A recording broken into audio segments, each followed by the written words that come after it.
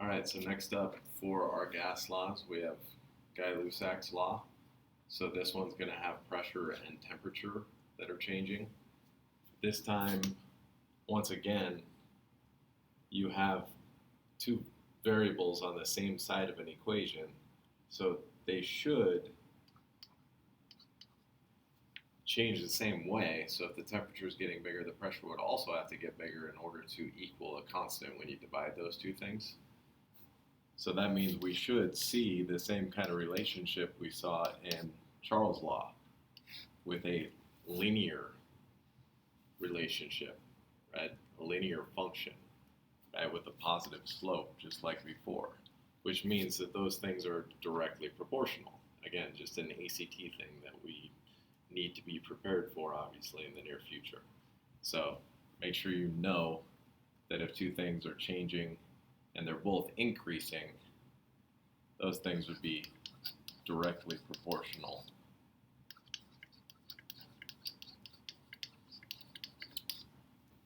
Otherwise, the equation itself, I'd have a pressure divided by a temperature equals another pressure divided by a temperature. Right? P1 divided by T1 gives me P2 divided by T2. I do have to remember to use temperature in Kelvin. Remember, you have to have positive values for pressure. It's not possible to have a negative answer for pressure, so we have to use Kelvin. Volume and amount of gas should be assumed constant in this case.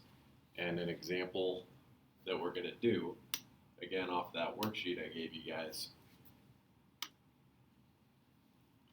number 3 says if the pressure inside a balloon is 2.5 atmospheres at room temperature, what would be the new pressure when the temperature is double? So it gave me a pressure, obviously. P1 is going to be 2.5 atmospheres.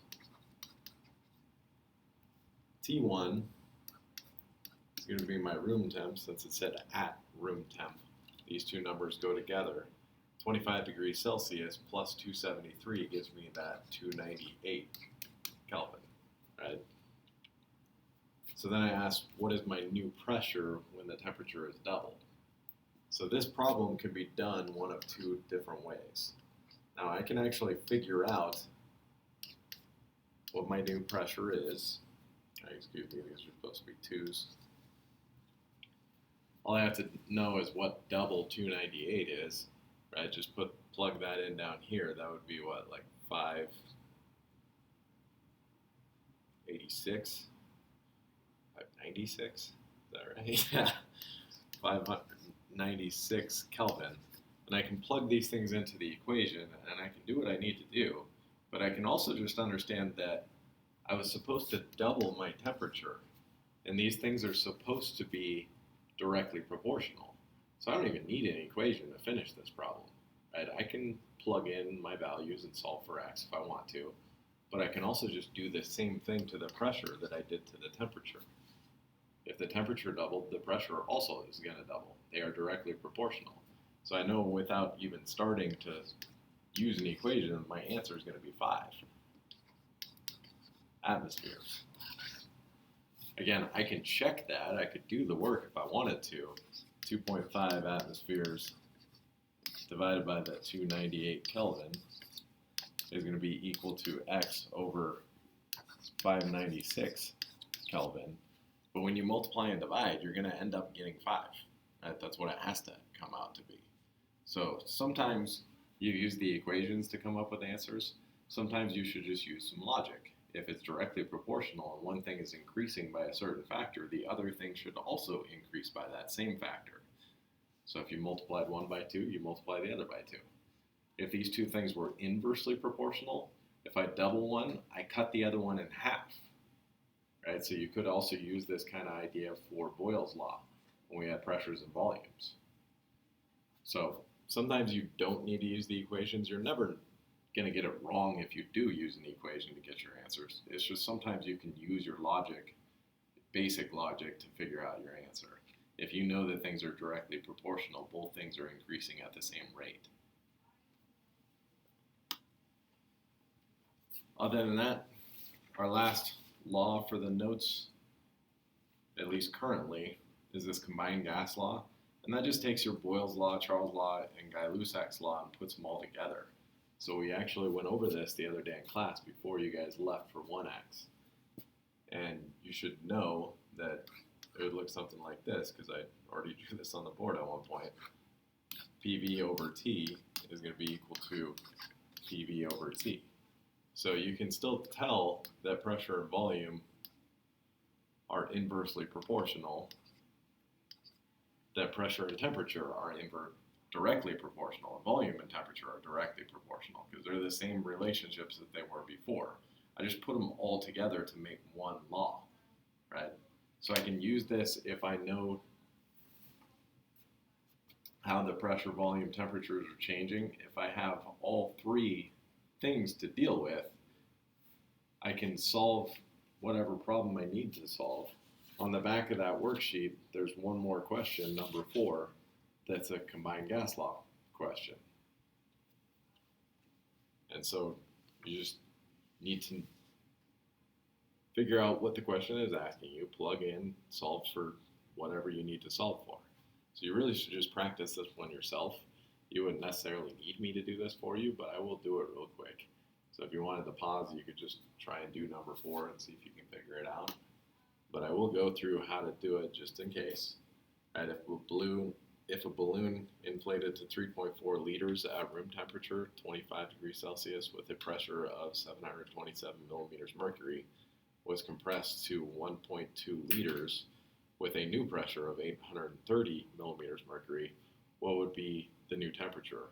Right, so all I have to do is list out what was given again. Volume, 3.4. Temperature, I want it in Kelvin, so I'm going to add 273. That makes that 298 instead of 25. Pressure is 727.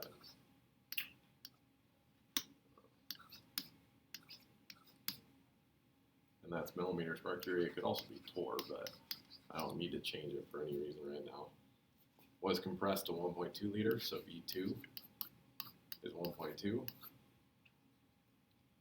T2 is what I'm trying to figure out. P2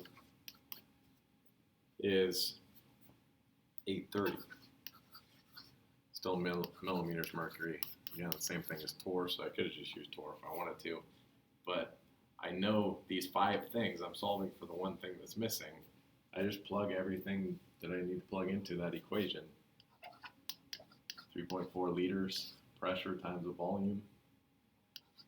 727. I did do those things out of order. I put the volume first, then the pressure, but it shouldn't matter. Divided by 298. It's going to be equal to 1.2 liters times an x, because I don't know what my net other pressure is, divided by, oh, excuse me, I did know the pressure. It's the temperature I didn't know. So the pressure is 830 divided by x. I'm solving for x.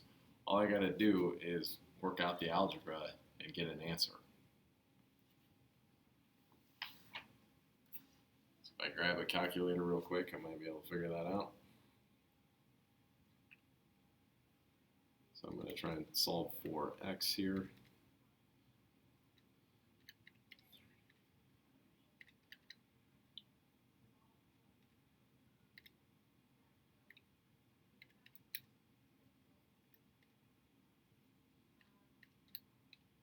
Right, so working that out, I should get an answer of 120, right? It's 120.0776, but I'm only going to be able to have 2 sig figs anyway because of the 1.2 and the 3.4.